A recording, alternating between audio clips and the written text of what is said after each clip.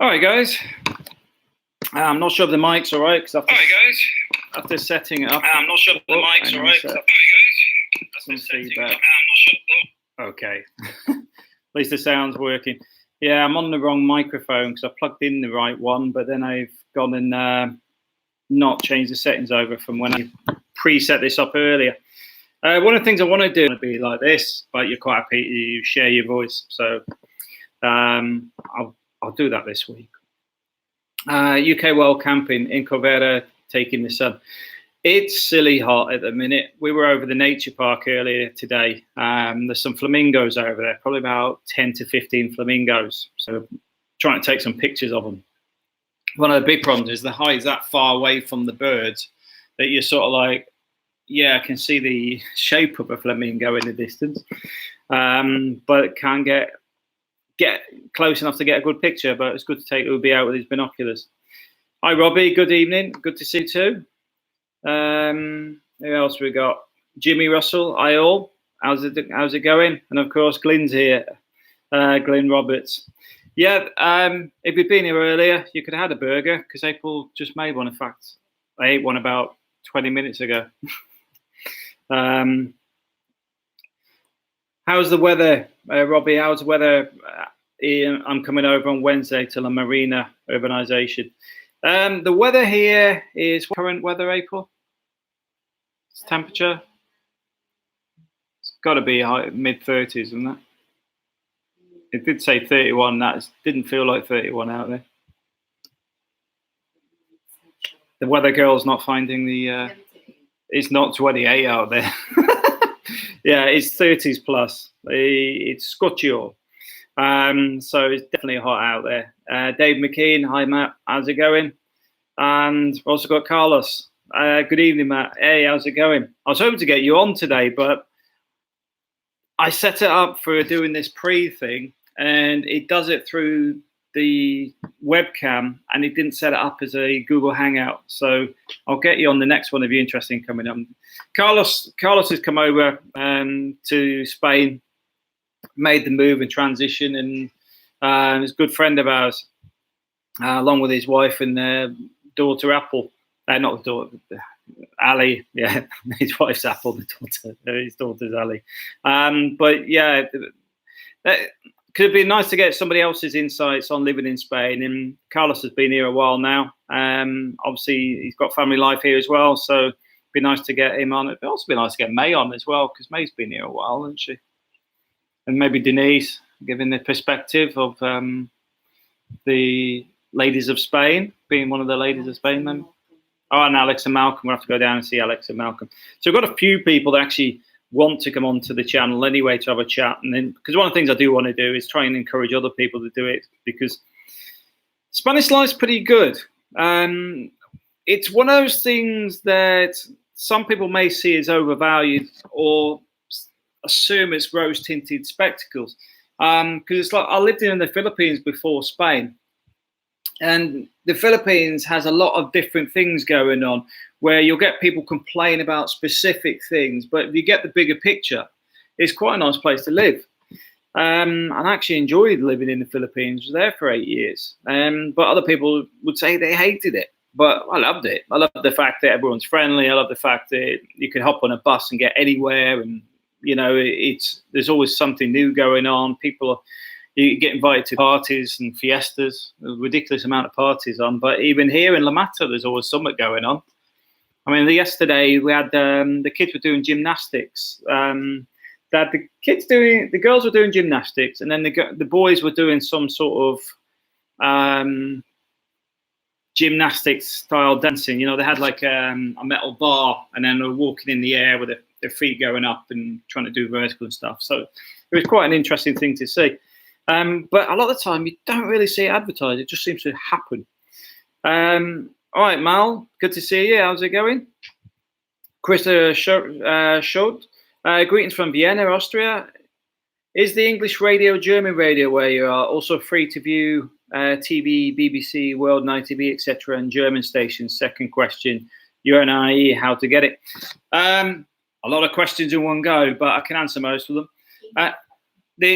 A lot of the radio stations you can get online. The easiest way to do it is actually look online, because like the BBC stations, you can get the World Service and most of them online anyway.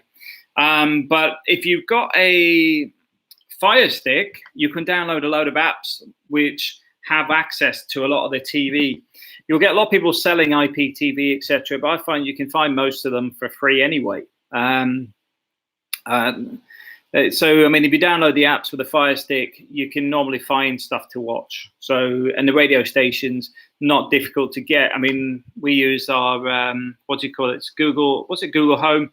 You just, I say, I'm not going to say it because it'll start doing it as I'm talking, but we'll say Google whatever, play Radio 2, and it'll just start playing it. It doesn't seem to have any restrictions on that.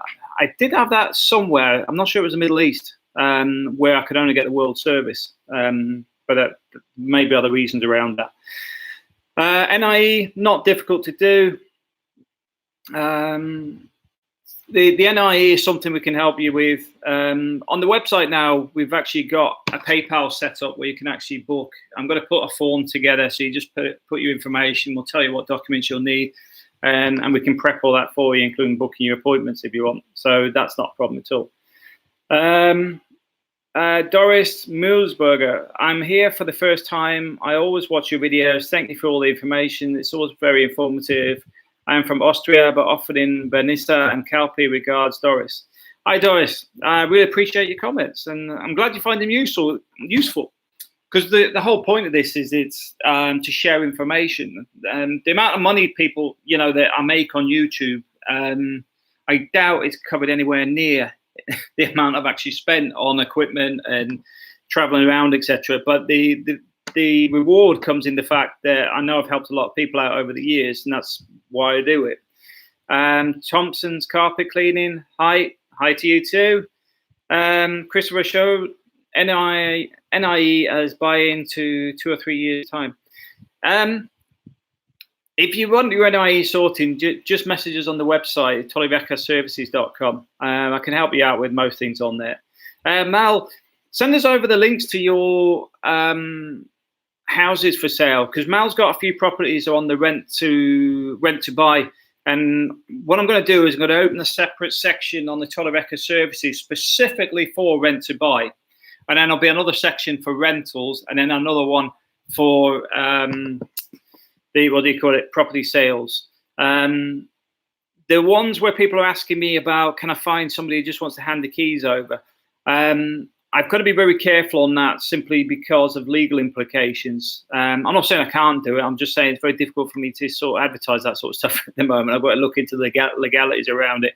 But if somebody's willing to hand you the keys over, it would be me as a go-between, in the sense of an introduction to somebody that's looking at doing that.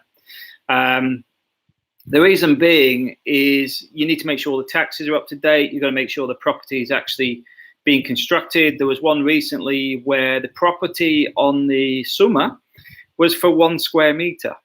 Now, the thing is, the taxes have been on there for years. I think it was built in 2005. So basically, the taxes have been paid on the 1 square meter and not on the square meterage or size of the building.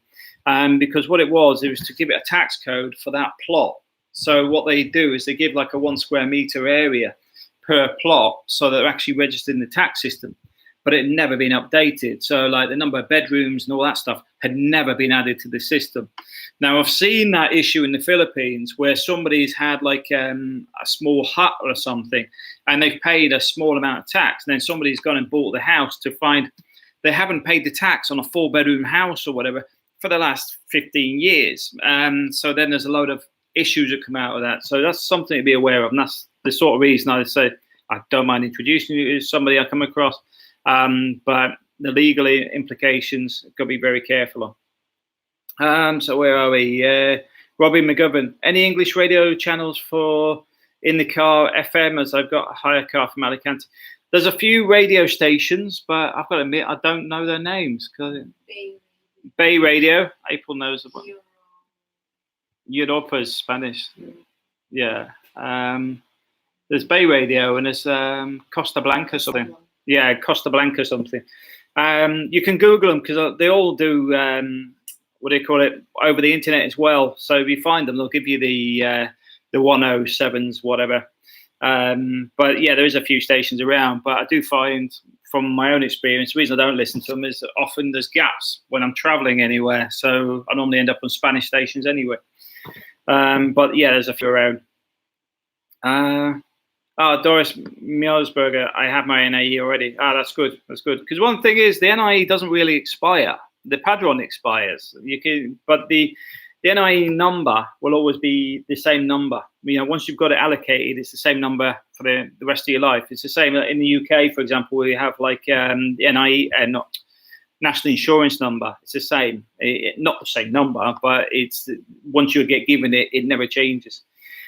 Mal Bronson's got 7 properties. Yes, send me over the stuff. If you go to torreviejaservices.com, and my WhatsApp's in the bottom right, send them over, and I'll look at adding them tonight or tomorrow, so that we can actually start advertising those for people that are interested in the rent to buy. I do think it's a good idea.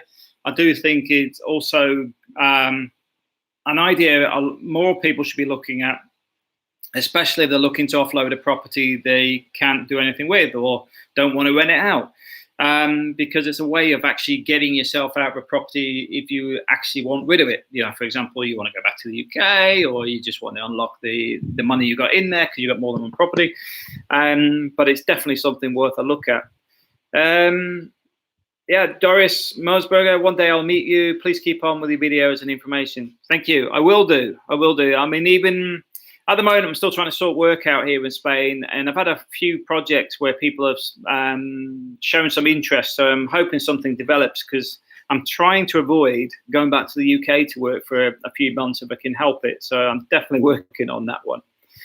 Adam Thompson's Cleaning Services. Hi, been watching a while, thinking of buying an apartment in Spain, but don't know the first thing about it. Would you be able to explain what ongoing costs you would have as an owner of a property? Well, that's a good question, because it's something a lot of people don't even ask most of the time. First one is you have your summa, which is your equivalent of a council tax or your national taxes for a property that you'd have, property taxes. The majority of those are around the €200 mark, somewhere between 200 and 250 in most cases.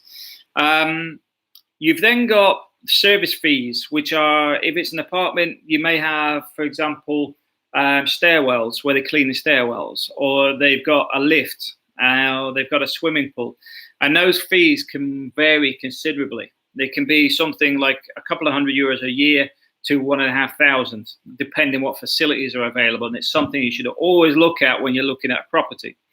The other thing is, when you're looking at a property, make sure that other people are actually paying those fees. The reason being is it affects the services. There's some areas I know where the swimming pools are dry and they're not being maintained because the majority of properties aren't paying their service fees, which means there's no money for the gardening, no money for the swimming pools, no money for any of the maintenance. So those are the things to look at. The water and electric, there is also a minimum charge on them. And I believe, because I've got to look into this a bit more, I believe you have to pay it. Well, I know you have to pay it whether you're there or not, a bit like a standing charge. But I know some of them can be quite expensive, like €30 a month for electric, even if it's empty. So those are the sort of things you've got to be aware of. So there are some costs in there which I find are a bit unfair. Because I think if you're not using it, you shouldn't be paying for it. But in most cases, you do. You get stuck with a minimum charge on it. But like I said, I would look into it because some of this stuff is protective of the state in the sense of big companies manipulating the state to protect its business. This is why I'm not sure if it's scrapped yet. They were looking at scrapping it. There was a solar tax, so that if you produced your own electric, the state would still want the same amount of tax on it as if you had bought the electric from the grid. So even if you paid for all the system, weren't connected to the grid, they still want to collect the tax on the tariff anyway. So there's those sort of things you've got to look at. But beyond that, not a lot. And the way I look at it from a reasonable sense is I look at the cost of council tax in the UK, and where I've lived, it's been around 160 a month. And I sit there and I look, you don't get your bins collected. Police service ain't that good, and there's always a lot of problems. You know, if it's a day late or whatever, they try to get the full amount for the year. I just don't like working with the councils in the UK. And funny enough, I've actually worked with the councils, literally. But in Spain, you get a lot for your money. The bins are collected regularly here. The streets are cleaned. When they have the market days here, they disinfect the streets. They have a street sweeper come down with disinfectant, sweep it all up, clean it all up, disinfect the whole street. You wouldn't even know they were there. And it just all smells fresh. They make a big effort to keep the place clean and tidy. So you do get value for money. In the same way, it's like today, we were over at the nature park, and on the way, we're seeing two Guardia, which are the Guardia police, and also the police are local cars. So within the space of 10 minutes, that's 3 police vehicles that are just doing routine rounds. In the UK, don't really see it. So that's the way I look at it. For justification, I find that you get a lot of value for what you do pay into the system, and that's the big advantage I do see about having properties and stuff here. There was issues earlier. I was talking to someone earlier about the government is very pro-socialism, which has its risks. For example, squatters can be a big problem in Spain, and in Madrid, Barcelona, Seville, etc., you can get people moving into your house when you're on holiday, and that's becoming a major problem because getting them out is a nightmare. So those things I recommend looking into. But I would also look into the area to see if it's a good area to move into. For example, I don't really see any of those problems in La Mata. But I do know of somebody moving into their house when they were in Ireland from a place they had in Torrevieja in a secure block. You know, they're not open blocks. They, got a secure intercom entrance, but somebody still tried to move into their apartment when they were in Ireland. So I hope that answers some of your questions. Yeah, bye. I'll catch up with you later, Mal, about the properties, because I think we need to have a chat around those. Wayne T. Davis, hi Matt, thanks for all the advice on YouTube. It's been invaluable to my wife and I, and we have bought a house now. I'm moving in shortly. Thanks, and keep up the good work. That's great to hear, Wayne. I'm glad you found it useful, and look forward to hearing about your move. Maybe if it all goes well. Well, I hope it all goes well. Francis, hi to April and the kids from Apple Alley and me. Yeah, it's April's busy in the background, and the kids are sitting on the tabs. Zoe's on the tab, and Ubi's on the Mac, recovering from being out in the sun for a couple of hours. April's busy in the kitchen doing. What are you doing, April? Fish and chips. What do you mean, fish and chips?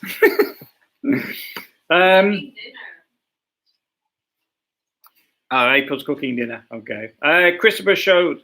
How much can you play the game on property price? 10, 15, 20%. I am lucky as Austrian EU, no problems. Plus, been watching your site over 2 years. Laudia Air is flying in November to Alicante. Well, the first thing is you should expect around a 4% reduction between summer and winter prices. You should also, if you see a specific property, Google it. See all the properties around that area, and then you can get comparison on prices. It's a bit. I was talking to somebody recently about a flat they wanted to buy, and it was on the market for 54,000. And I explained that you should be able to get it for 50 because that 4,000 was basically just money they'd added to it. You could get it for 50k. A friend of mine had purchased another one in the same area, not the same block, but same design, German construction. Very well built, but that sort of thing you could take off the 4,000 straight off it. But if you can value against other properties in the area, because although there should be a market value, a lot of the prices are all over the place. It's like you'll get older properties cheaper than newer properties, but then you'll still get some older properties valuing themselves nearly at the same price as a brand new property, yet this old property needs full renovation. So it all depends on the seller.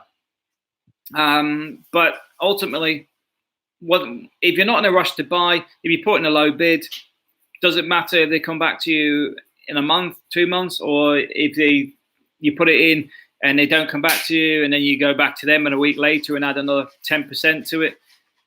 You've got to play the game. But like I said, you expect a 4% hike anyway. If you can get a direct buyer, direct seller, you'll find you'll get it cheaper as well. There's a lot of opportunities in there. Yeah, Mal Bronson, banks require around 30%. Yeah, it's that 30% on the deposit, isn't it? They want 30% up front. But also, if they're building them themselves, there's some flexibility in that as well, though, because they haven't got the loss on it because they own it as a developer. They're the bank, they're the mortgage provider and the developer. So there is some incentives on some of those, but you have to shop around. Caroline Cosentino, apologies if I got your name wrong. Hi, Matt. I've been looking at your YouTube videos for a while, and they're very helpful. My husband and I and myself were over in Quesada in August. Yeah, Quesada's quite nice. I go over there quite regular. Peter and Anna are over there. They've been over there a while now. We've got to get Peter and Anna on the show as well, haven't we? Yeah, Peter doesn't like coming on the show, but I'll probably get Anna on. Yeah, Quesada's a nice area. It's quite developed, isn't it? A lot of houses up there. Yeah, Doris Malsberger, you don't have many expenses for a house in Spain. Exactly. That's the ones I sort of outlined are predominantly it. You mean you have some insurance costs, but even some of them are actually locked into the property fee. Because if you're in a flat, they might actually already be covered under the insurance for the building, for the communal areas and everything else. That may already be in your annual fees. So it's worth looking at that, because also a bit of advice, make sure it covers everything on your property, because it may cover fire, property damage, etc., earthquakes, but it may not cover theft for personal effects and items, because it's for the building and not for you. So that's one of the things you have to have a look at as well. Robbie McGovern, what's the best markets near yourself and what days, times? Sunday markets, there is the Lemon Tree Market, which you can Google. Just get Lemon Tree Market, Guatemala. And then there's another market in Guatemala at the same time as well. They're both very busy on a Sunday. Well, Jales, is that on Sunday, the Jales Market?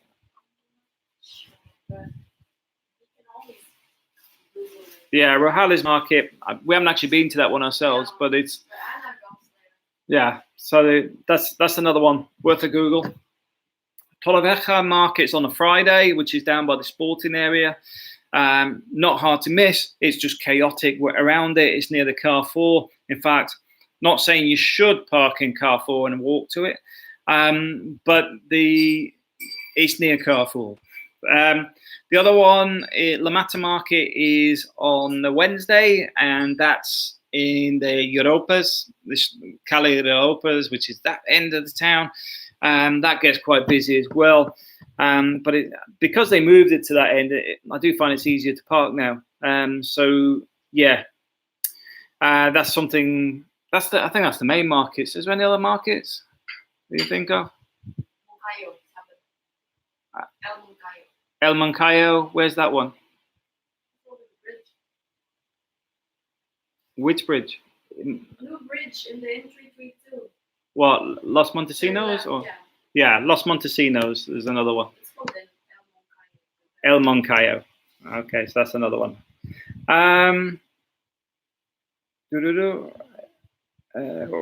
Okay, so that's the main markets in this area, and they're all pretty much a stone throw away. You mean you could cycle to nearly all of them. Yeah, Carolina, wonder if we could run a few things by you and maybe get some feedback. Thanks. Yeah, just go to torrevejaservices.com. My WhatsApp's in the bottom right-hand corner, and you can message me on there anytime. Just don't call me on it. Just message me on it. because I get people calling me at different time zones. It gets a bit frustrating. Glenn Roberts getting a bit hungry now. Yeah, April's cooking again. She lives in the kitchen. Yeah, fixing ham. Is it? How's it looking? Well, how does it look? Does it look nice or just taste nice? It doesn't look nice, but I love it. Yeah, she said it doesn't look nice, but it tastes nice. So what we got at the moment? I can't eat it while I'm talking. So I got some blue cheese. So it's blue cheese, ham, and figs. Baked. So see, this is what I have to put up with all this food, and then my wife complains I put on weight. Is the air conditioning, Jimmy Russell? Is the air conditioning expensive? What I've done is I've literally just switched it on now because we're doing the live show. Because I've got the doors open, we'll be hearing every car going past. What I find, and I know Carlos will say the same, it's about 150 to about 200 for us if we have it on every night. Yeah, about 150 a month in the hot weather if we have it on overnight, and then just an odd stint in the afternoon just to take the 50-degree heat off, just to put a bit of take the steam off the floor. Yeah, but yeah, it's about 150 to maximum about 200. Yeah, don't really go above 200. Switch it on for a couple of hours, during the heat, and then once the sun goes down. Yeah. So because the other thing is, what we find is we switch it on just as it's sort of cooling down, the sun's sort of gone down. Just get the temperature down, and swap it over to the fans because it'll stay. The temperature will stay down then. Yeah, we have an evaporator. We don't use that ceiling fan there. Yeah, so what April does is she runs some fans on the floor rather than the ceiling oscillating fans, because the one in the ceiling is pushing the hot air down. So she uses the one on the floor to bring the cold air up. Lajoni, hoping to come over next year. I want to do something online selling, maybe some small craft workshops. I've heard that I would have to pay €250 before taking any money. Is this true? Now, the first question I would ask is, depends where you are. Because if your website and everything's offshore or it's in your home country, then officially you haven't really set it up in Spain yet. So that is something that may be an option for the short term, at least. Because, PayPal and everything, they'll work with the information you give it. So until you're officially set up in Spain, then you would still be going through the process of becoming a resident, your NIE, your Padron. So there's nothing saying you're officially Spanish yet or a Spanish resident. So you could still run all that from where you are. But is it about €250 a month? Now, if you're under 30, I think it is, or a new business, they do change the requirements now and again. They do a cheaper tariff, and then it sort of works its way up. So I think it starts about 60, but then you've got the solicitor's fees on top.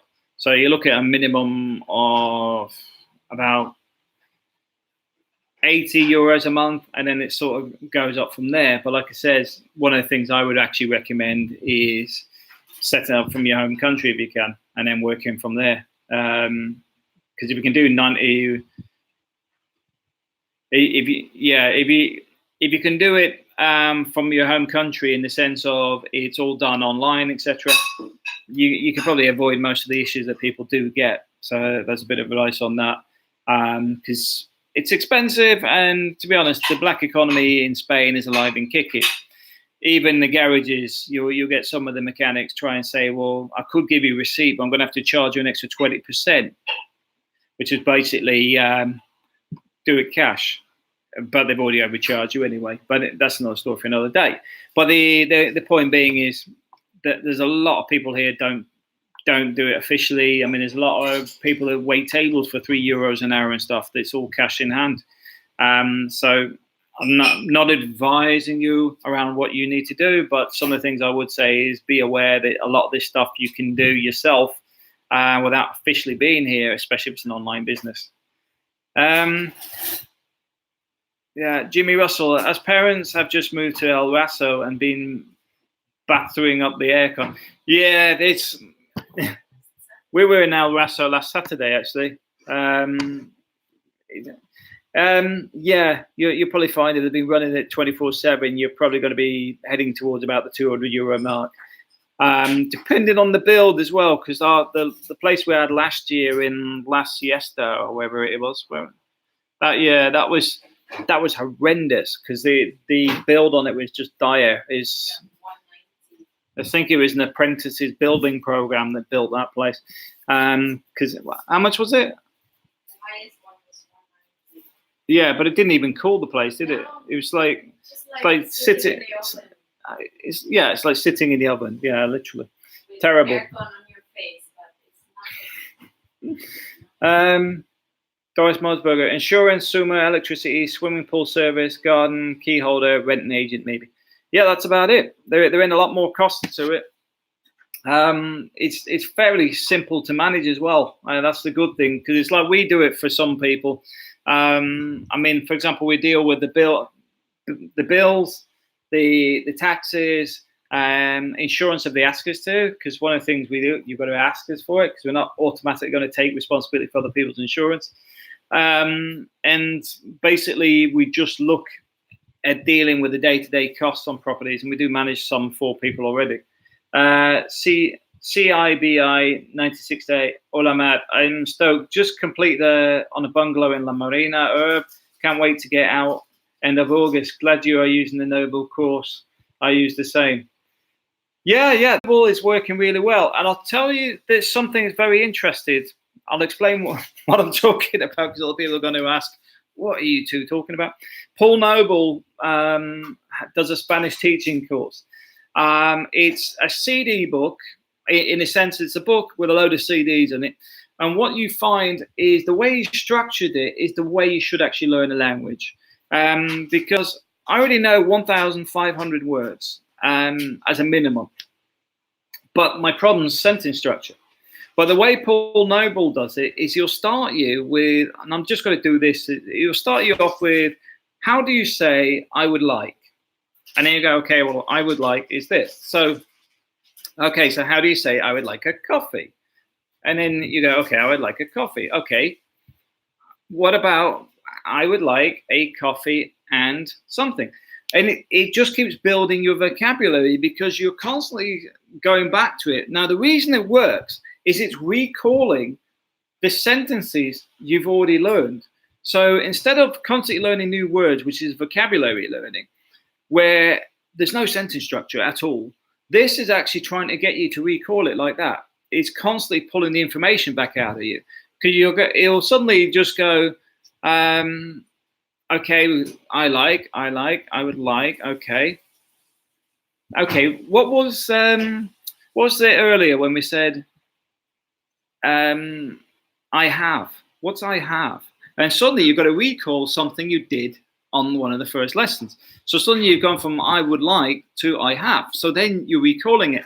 But once you start grasping it, it starts becoming automatic very easy. I find it do it. So the Paul Noble version really works. And if you'd like to click through my Amazon link, I appreciate that as well if you do actually want to buy it.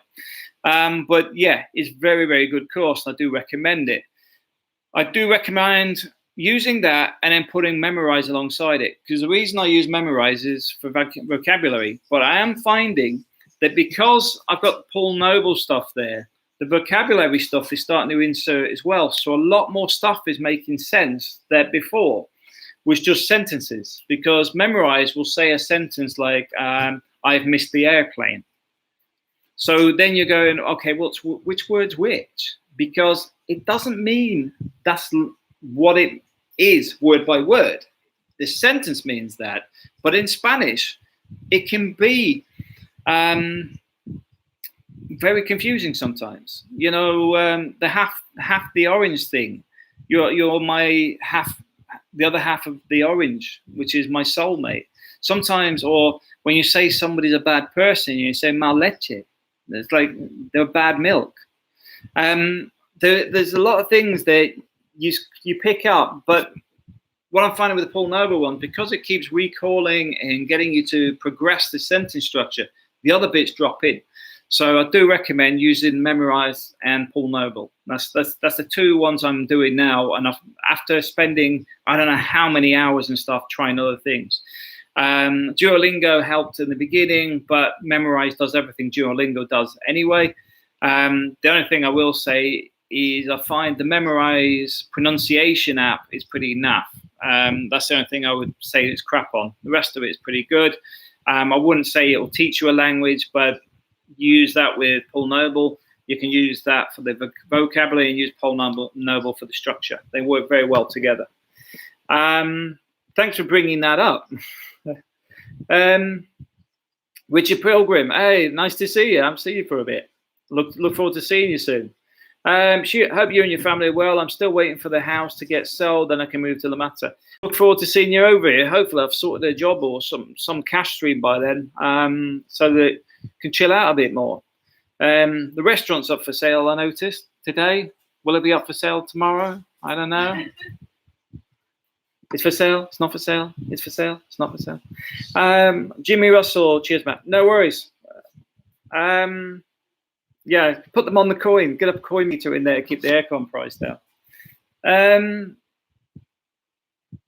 Yeah, set it up there. There you go, Leone. Like I said, if you set it up there, then I wouldn't worry about it too much in Spain until you get to a certain threshold, because you can do nearly all of it online. If you've still got a location in another country that is your home, official home, then you could start it for the first 6 months and get it running, and then see if it's worth going autonomo being self-employed. If it's not, then it's not. But hopefully you have some success with your business.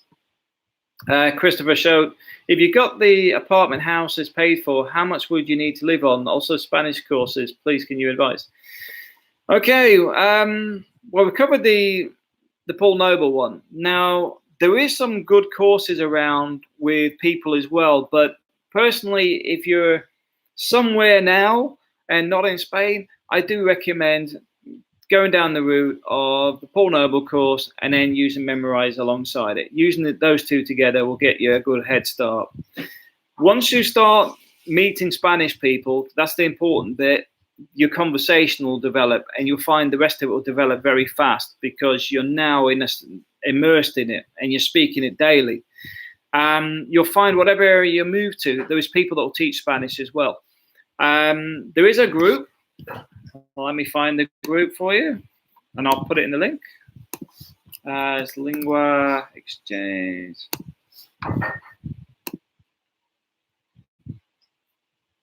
2 seconds.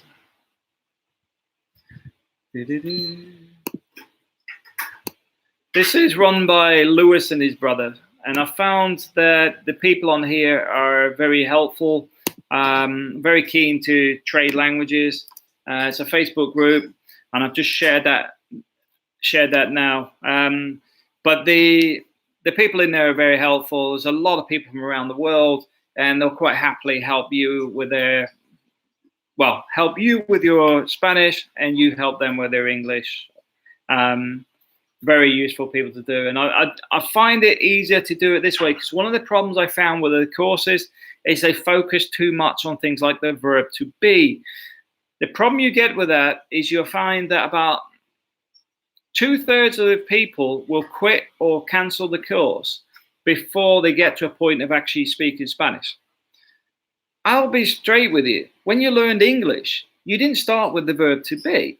You started with words like your parents, and you started off with your mother, your father. You started off with very simple words, and you just kept adding to it.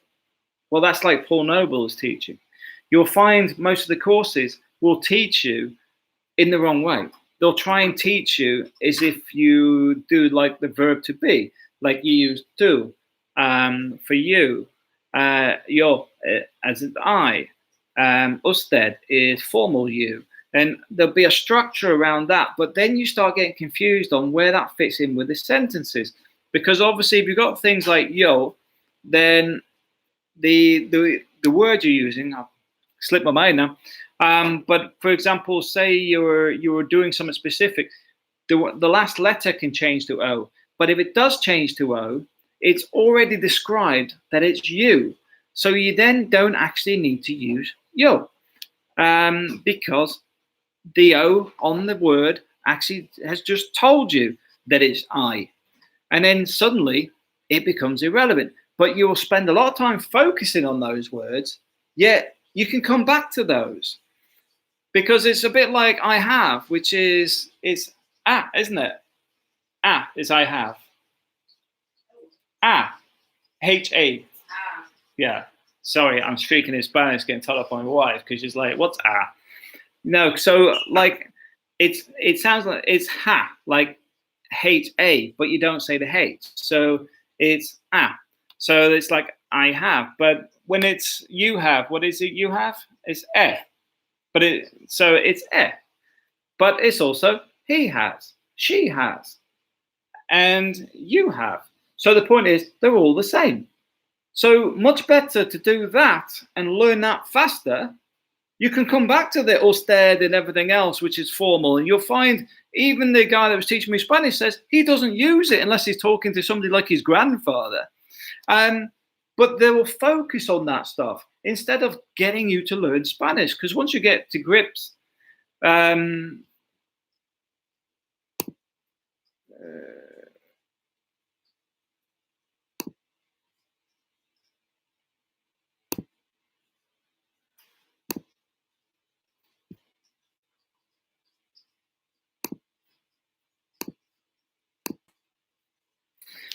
so once you get to grips with that, you can move forward from it. So that's one of the things I do recommend is doing it that way. And so that's why I say start with the Paul Noble course, because you'll start putting the sentences together much, much quicker than if you went on a formal course. Because the problem with academia is they focus too much on beautifying and the excessive content of the words, in the sense of the definitions of where this came from and whatever. When you actually just want to speak it and understand it, that's the whole point. If you can't get past that bit, the rest of it's irrelevant. So it's better to just, get started on it and move things forward. So what's next? Yeah, Christopher Short. If you had the apartment and house paid for, how much would you need to live on? Now that one's depends how many people there is. But I reckon that if we could live on about 700 euros a month as a family of four, if the apartment we didn't have any bills on the apartment. If we had no rent to pay. So that should give you a figure to work with. If you were single, you could live on a lot less, without a doubt. Because you probably realize a lot of our food is freshly cooked and stuff as well. So we have a lot of fresh ingredients and things. But yeah, you could bring that figure right down. And if you're in a single apartment block and shared your internet, for example, you could bring that cost right down. There's many things that I wish I had known before I moved here. The first one is if you can get fiber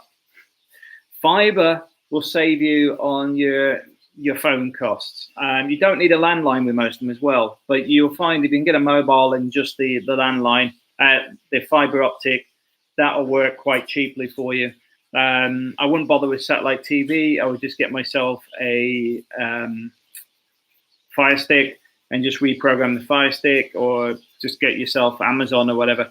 I do find I don't watch as much TV. I mean, we seem to watch more series, but we don't actually watch, like the satellite TV. We have full satellite TV because it was a package we got sold, but that's going in October because we've now got fiber optics, so the old internet's going out.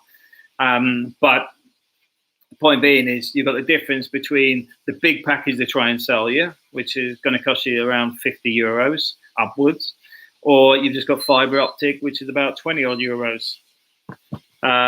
So there's a prime example of a saving. If you've got 100 megabyte connection, you can share that with probably at least 3 houses as well. So you just split that 20 odd euros 3 ways. So it costs you less than 10 euros a month. But as a single person or as a couple with no rent to pay, I'd say you'd easily do it in 500. But you've got to take into account healthcare as well. But even then, I think you can still do it as a single person or that, because yeah, even with private healthcare. Adam Thompson's Cleaning, thanks for the advice. Not sure of the process involved in buying in Spain. Should I speak to the estate agent selling the property or seek independent advice from a UK-based property lawyer? The estate agents will sort most things out for you. The main thing to watch out for is just that they've added some extra fees in there. But if you're happy with the price, they should sort everything out for you. But just be very careful on dealing with the properties. In the sense of make sure all the T's are crossed and the I's are dotted, because there is a lot of issues around the... Boss, can you switch that off?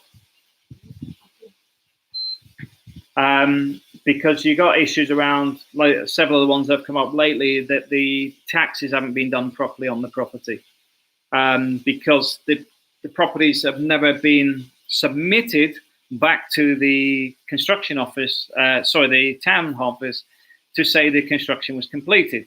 What they had was the lot was allocated, 1 square meter was allocated as a tax code, etc. And then they're supposed to go back with the drawings and everything else and resubmit that it's completed, this is what we've got, da-da-da. So just make sure that that's all done. If it's not, try and get them to do it before you take the property on. Now, the easiest way of doing that is actually see the previous tax stuff, because it should actually give you the square meters that they're doing it on. We've had a similar problem when we had a place in La Siesta, because we needed the square metage of a property relating to April's mother coming over from the Philippines. Because the issue we got is it was down as a 1-bedroom flat. It was a 4-bedroom house. So obviously the taxes are wrong, but also they wouldn't accept that property because they said there wasn't enough bedrooms on it because it's a 1-bedroom flat when it's actually a 4-bedroom house. But yeah, that's the sort of stuff you got to deal with. So as long as the paperwork's in order, I don't expect you to have too many problems.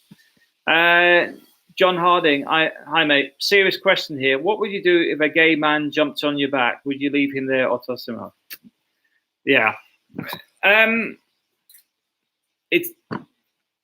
I mean, the thing with gay people, I leave people to do whatever they want. That's their choices, their life.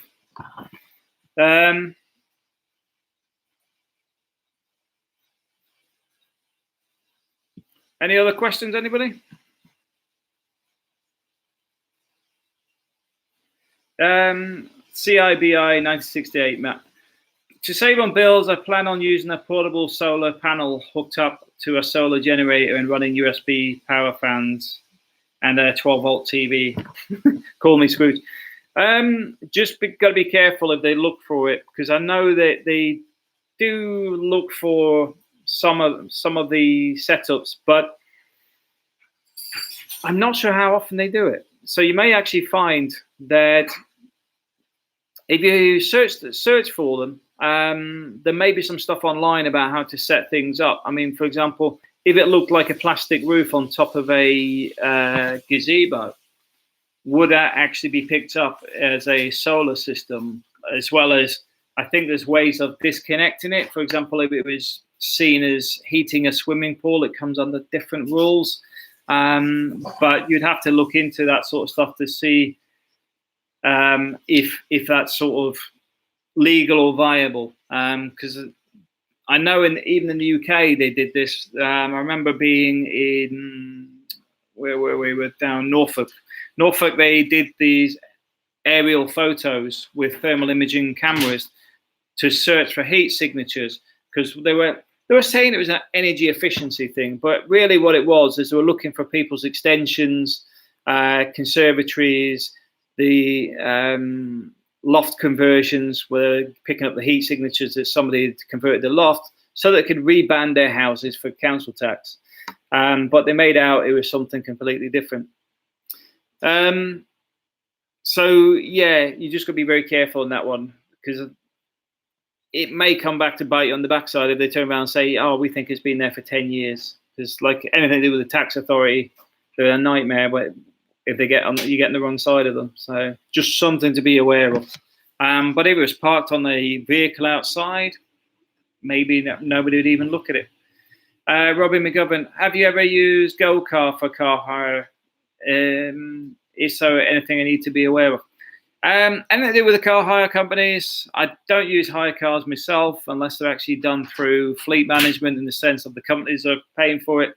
But most of that stuff you can find online. Any problems people have had, the stuff that have become an issue, because each car company's got something with them. I've got to admit, a lot of the car places are a bit of a pain. There are some good ones out there, but you've just got to be very careful with it. I recommend taking your own photos and, recording everything you can. Going over with a fine tooth comb if you do hire something. Because they'll go, "Oh, yeah, don't worry about that. That's just a little scratch," whatever. When you bring it back, say, "Oh, that wasn't there. And it's not on the paperwork, so you've got to pay for it." So, yeah, always be careful. But I haven't used any car hire companies here in Spain at all. Then Nachalos, Matt, do you think it's possible to leave the UK and get papers in Spain now due to the Brexit? Yeah, I don't think it's going to change that much. One of the reasons for that is quite simply the Spanish economy relies on tourism a lot. And although things may change in Europe related to trade or whatever, it's going to take me ages to make a decision on that anyway. But the setup of coming to Spain, don't think it's going to be a problem. We've got people from everywhere here already. There's a lot of Russians and other people that are outside of the EU that live here without any problems. So I don't see it being that much of an issue. CIBI 1968, it would only be a single panel that you hang outside during the day and remove at night. Then I don't see you having any problem with that at all. I don't think anybody will even pick up on it. It's when you stick 12 panels on the roof, that's when they sort of start going, "Hang on a minute, he's doing something there," or you've got no electric, in the sense of you're not connected to the grid. Jimmy Russell, purchase property end of May, have copied of deeds but not original documents. How long does this take? It's Spain. Also, it's worth chasing them up to see who's holding it up. Because sometimes it's to do with the land registration, sometimes it's to do with the solicitor's gone on holiday, and you've just got to chase them up and say, "Where is it? What am I waiting for?" You may find the solicitor sat on it, and that little nudge may actually get him to get it sent off in the mail or whatever he's got to do with it. But time frames in Spain, there's a reason they say mañana. A lot of the stuff can take whenever it suits, especially there's holidays and stuff, because entire administration offices shut down. CIBI 1968, I've used GoCar many times, just photo it when you collect it. Yeah, exactly. That's one thing. Even in the UK, I had a 4x4 with a company I was working for. Then I had an Audi A1. Now, I've had cars for 20 odd years and never had any problems with them. Those two cars both went back with faults on them. Now, the funny thing is, the 4x4 hadn't moved off the driveway. It'd only been driven 3 times. And yet they said, "Oh, there's a scuff on the chrome wheel." And it's like, well, must have been there because the car hasn't driven more than 20 miles. But yeah, this is one of the things, just photograph everything. The Nachalos, as I'm going next month, as I said to you, but I want to buy a home and stay, but will I get papers to stay after Brexit, or will I need... The Brexit ain't going to affect it that much. It's like the Spanish government's already reassuring people that are already in the system or get in the system. This is what created a bit of a rush on the work, because quite simply everybody suddenly needed to get their paperwork in order, and some of them sat here for 20 odd years and never done it. I don't think there's going to be much more changes. You'll get a lot of peacock feathers with Brussels and whatever. But Spain's got its own economy to think out for. It ain't going to affect bilateral agreements between the UK and Spain. Some of those are pre-EU anyway. Yeah,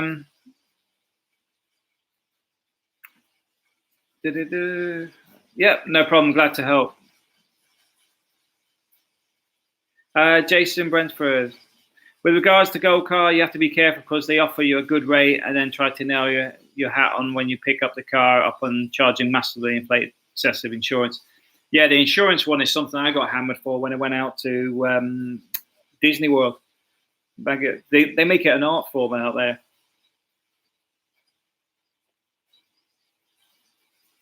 Dean's videos. How bad is theft in rural houses away from urbanization users, holiday homes when they get squatters? The risk is definitely there if it's empty.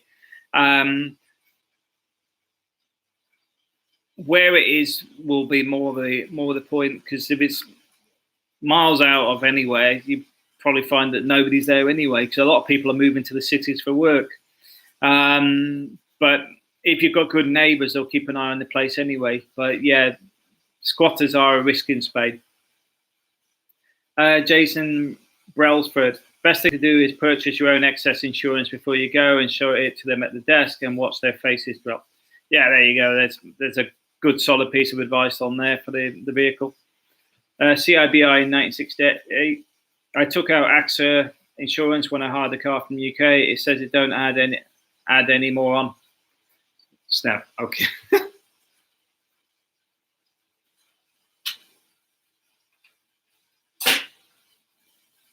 That's a good question, Robbie McGovern. What is the fuel prices like in Spain compared to UK? Diesel's cheap in Spain and petrol's more expensive, and I think the UK is the other way around. Yeah, personally, I don't really find fuels too much of an issue because you don't seem to get like things like congestion too much here, unless you're in the cities. So the point being is you don't really seem to. I don't use as much fuel as I would in the UK. I probably use as much in a month as I would in a week in the UK. I use less than €80 a month, and we use the car daily. So I would say it looks like it's not too bad on the fuel usage. The hard bit's parking. Dean's video. I looked at a cheap flat with squatters in. Is it a nightmare or can it go with a few mates and basically kick them out?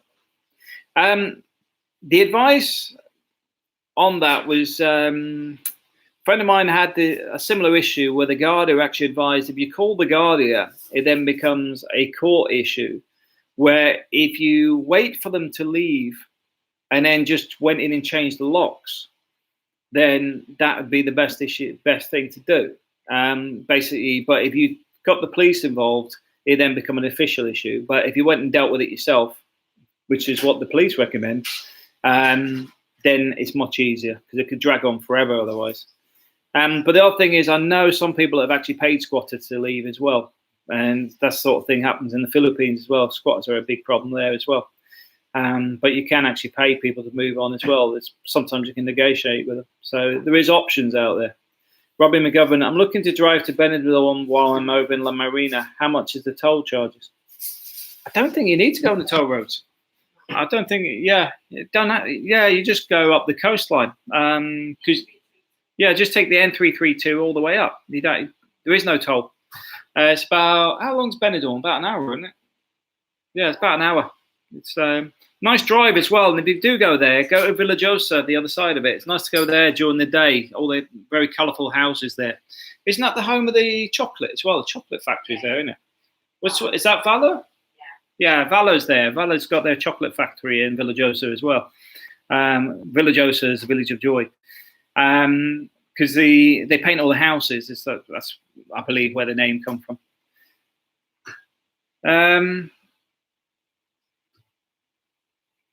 Yeah, no problem.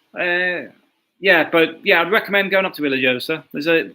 Also, if you're out and about, if you haven't been to Elche as well, Elche, you'll find they've got the wholesalers for the shoes. So if you want to buy some new shoes, Spanish made, there's some places around there. The palm trees are there, although I think they lost. Was it 6,000 they lost with the fire? When they had the fire with the palm trees, somebody set fire to them. Yeah, they lost a lot of their palm trees there. But the palm trees are nice. Not the ones that have been burned out, but the other ones are nice. But there's a few places up in Elche worth researching as well. The safari park's also good for a day out. Gareth Bolton, love the videos, Matt. Appreciate all you do. Going to Torrevieja for 2 weeks in August. Buzzing. Muchas gracias. You're welcome, and thanks for your comment. Stephen Birth, Eden Matt, I found the bell. Yeah, good to see you. How's today? I hope you weren't working today in this heat.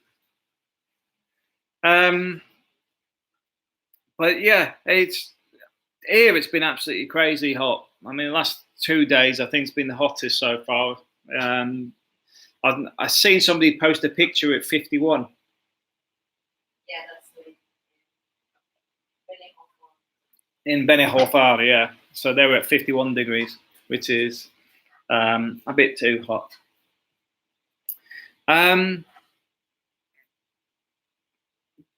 Do I like lucky men? The lucky men don't bother me. The way I see it, if somebody's going to pay €100 for a pair of trainers or €20, I'm not really fussed. You know, at the end of the day, they're different markets, and the guys walking up and down trying to sell people stuff, not bothering me. Also, because they know we live here full time, they don't bother us at all because they know we're here all year round. And one of our neighbours uses them for a taxi service and some other bits and pieces. And I think Lucius was using them for the lifting the heavy equipment as well. Where was I from in the UK? I'm originally from Scotland, but I've lived abroad most of my life. So predominantly from birth till I was about 15, I was in Hong Kong, Germany, and other places. Then we sort of went to Worcester for a bit, and then I went off to the Philippines, the end of 2007. Then I spent a bit of time in the Middle East, and we ended up settling in Spain. I don't have one accent. It's very mixed and neutral. A lot of people call it a neutral accent because it also changes depending on talking to. So sometimes it sounds American as well, because in the Philippines, a lot of the people I'm friends with are Americans or have American accents. So yeah, it does change. Robbie McGovern, I need to go. I will hopefully bump into you on your travels next week. Yeah, have a safe trip and hopefully see you. Take it easy. Jaden Taylor, hey brother. Hey, how's it going? Gareth Bolton, just one question out of interest. Do you have the passport of Spain? Asking out. Do I have a Spanish passport? Are you asking me? No, my passport's still a UK EU passport. But because I'm not I'm a resident of Spain, not a citizen of Spain. As such, it's my passport's still the EU British one at the moment till the EU separates, which could be between tomorrow and never. We'll have to wait and see on that one. So yeah, we'll have to just see how things go. But yeah, I mean, that's one of the things I will say about the Boris change. I don't think he's going to find it any easier than May was finding it. I know he has got this view, he's going to do this, going to do that, but May had a very firm view on things. I think he's going to come across the same problems. CIBI in 1968. Are there any expats that collect people from the airport for cash, easier than getting ripped off by taxis and not sure about bus from Alicante to La Marina yet? Yeah, they are. If you message me, I can actually put you in touch with some people that do it that I know. Christopher showed, when I lived in Zimbabwe, there were many companies that had a second shop. Is clothing manufacturers, is there anything, reference shoes, Oh yeah, the manufacturers. Yeah, you can buy cash from the wholesalers. There's no minimum quantities on a lot of them. A lot of them are geared for that anyway, because they started getting more tourists going up there. But most of the stores you find around here are selling the same shoes and stuff because they come from Elche. So yes, you'll get a better deal by getting them up there. A lot of the Chinese wholesalers are up there for those that are interested in buying wholesale as well. There's another estate that's got all the Chinese wholesalers. Yeah, CBI 9628, no problem. Happy to help if we can.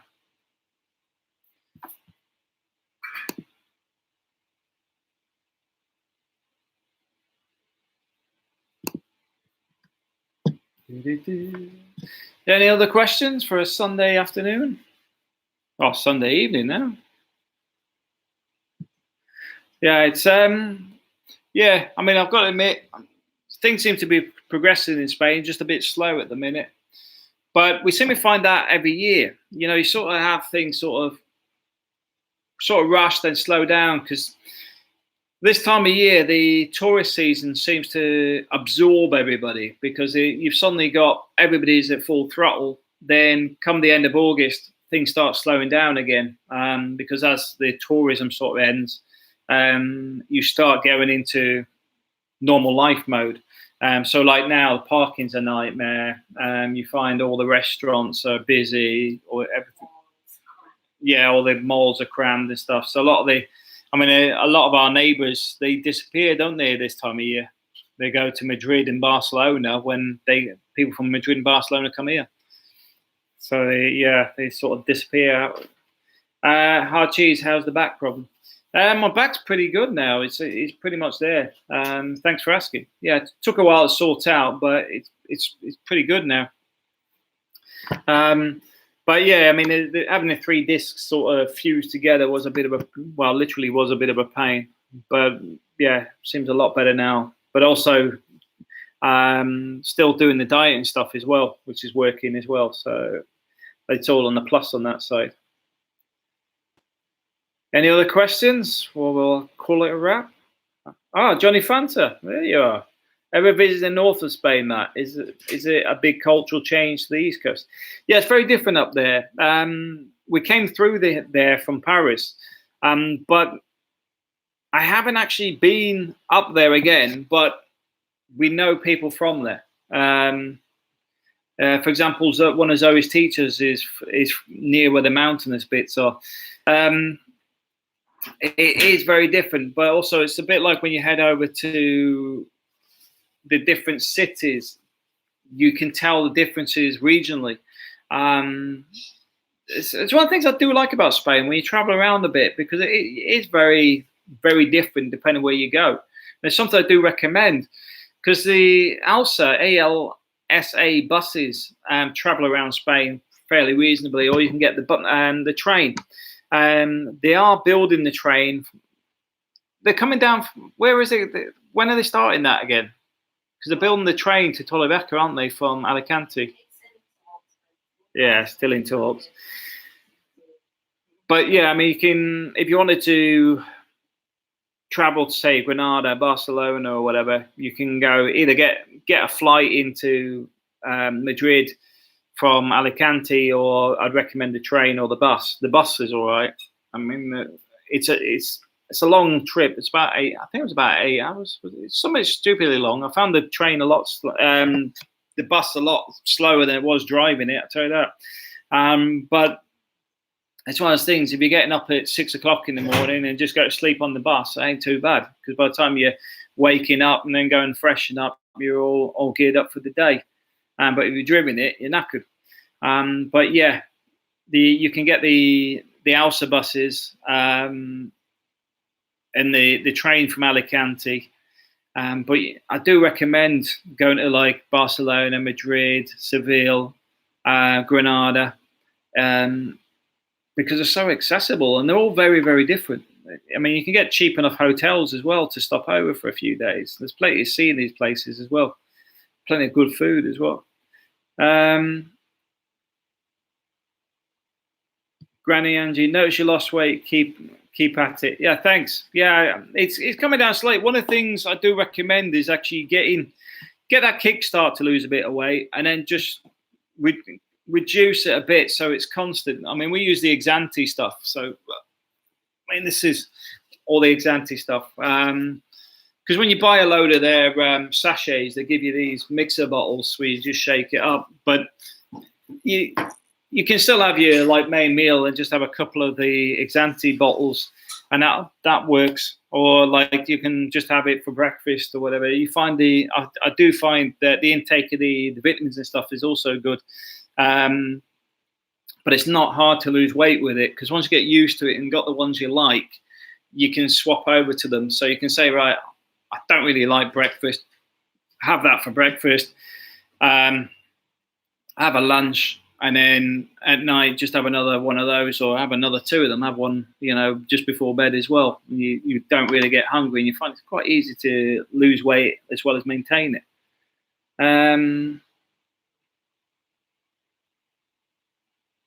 CRBI 968, thanks for your help.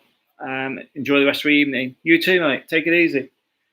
Johnny Fanta, I'm going there for a week in October. Might see you if I'm around at the same time. Be nice to meet up. Stephen Burst, yeah, it's been lashing down all day, but still managed to move a corner. Sweet for someone. No rest for the wicked. Yeah, working on a Sunday. Love it. Gedas. I can't wait to move to Spain from Birmingham. What's your opinion on the Valencia province compared to Alicante? We're choosing between those two. Hard to decide. Well, Valencia. I mean, Valencia itself. I mean, if you're looking at Valencia, the city, it's very nice. I do recommend having a look at it. A lot of people will tell you it's a nice place to be. They're very different. It depends why you're moving. And if you like city life, or you like more remote, or you like a tourism area, they're very, very different types of places. One of the things I would recommend is spend a bit of time in both of them, because they're so different. I liked Valencia when we went up there, wasn't it? It's very nice. Food was very good, and it's very clean and everything as well, wasn't it? Where we were, yeah, I like Valencia.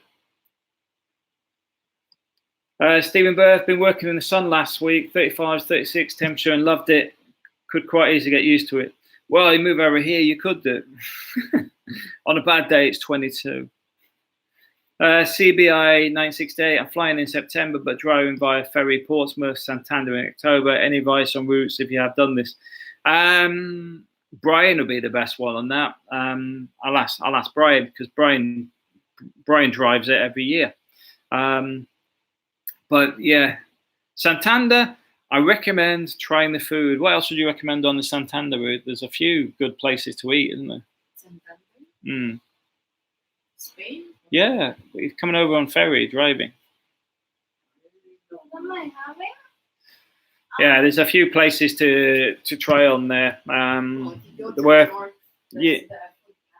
Yeah, so it depends if you're into food. I mean, that's one of the things I would actually be doing along that route, is actually exploring all the food places. I think that's where, what's his name? The trip to Italy, the trip to Spain, I think they come in via Santander on that video.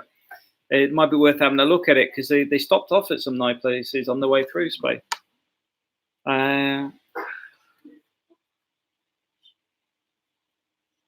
What's the weather like where we are in the winter months? Jason Brailsford. We have like a mini eco climate, in the sense that we sit between two salt lakes. So for us, it doesn't really stay cold for too much. I mean, it's like... I go to the beach in January. Yeah, you go to the beach in January. Yeah, it's not... I mean, we had one day of snow, didn't we? And that was 2 years ago. Yeah, we find that worst, it's probably about 69 degrees, isn't it? But most of the time it's... Generally, it's like, like 0 to 19 degrees. Like 0, like early morning. Yeah. And then 10 o'clock. As soon as the sun comes up, isn't it? It gets warm on your face. Like yeah. As soon as 90% of the winter. Yeah, as soon as the sun comes up, that's it. You'll find... If you can sit on the roof with the sun beaming down, it doesn't matter how cold it is around you. You can sit there with your chair and whatever and just follow the sun around and you won't be cold. It is really that nice. So yeah, that's another positive aspect of living in Spain, is the weather is on your side. So yeah, anywhere between 0 and 19 degrees during the day, but as soon as that sun comes up, the temperature goes up straight away. On the Costa Blanca. On the Costa Blanca, yeah, Madrid and everywhere else is very different. That's why, you know, we get they can have snow north and south of us, doesn't it? But because we have the mini eco climate, we don't have that problem. Stern Wonder, any good news on the job hunt? I found a few more websites the last couple of days as well, so I've been sort of hunting around. Like I said, the main thing for me is a stable income, because once that's sorted, I can work on the other bits and pieces around it, so I can start progressing other things forward. Because one of the main things is just getting a bit of stability. So it's still looking. I'm well aware that my Spanish is hindering things a bit, but I mean, if I get a company just give me 3 or 4 months in an environment, then I expect I'll be conversational in no time. I mean, I'm seeing it advance a lot faster now. Now I started using the Paul Noble stuff, because the sentence structure is starting to make sense. So once that started making sense, a lot of the other stuff started making sense.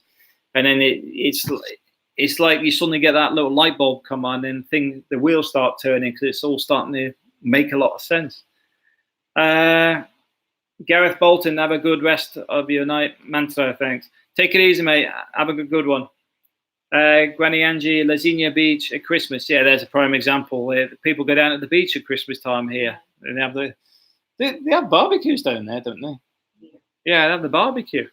So yeah, there's a lot of positive stuff. Pervez Anawar. Hi Matt, love your channel. Been watching you for ages. I have my own 2-bedroom apartment in Torrevieja, centre near the Park of Nations, near Carrefour.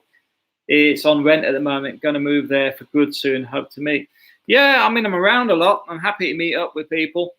Park of Nations are nice. I do like the Park of Nations. It's, yeah, because I'll be spinning around on the boats on there in the Park of Nations. But some good parakeets down there as well, isn't there? A lot of green parakeets down there. But yeah, nice part of the world. That's good. All right, guys, as I'm sort of running out of things to say, I'm sort of going to wrap it up. So if you did enjoy the video, please like, please subscribe. And if you want any comments for the next videos, please just leave them in below and I'll answer them for the next video. I'll put them forward to the next video. But it's been great to see you all here. Thanks. I'm happy that so many people joined us today, and take it easy. Stephen Berth, have a good evening, mate. Hi to all the family. Take it easy, mate. And on my regard to you and the young one. Adios, guys.